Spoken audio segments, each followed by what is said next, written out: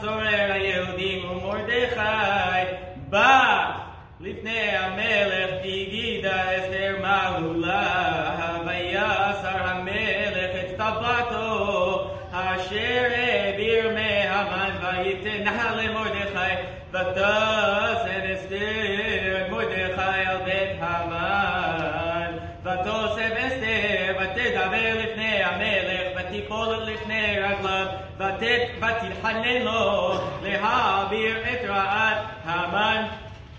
האברי ומה חשבתו אשר חשב על היהודים ויושת המלך לאסתר את שרביט הזהב ותקום אסתר ותעמוד לפני המלך ותאמר על המלך טוב ועם מסע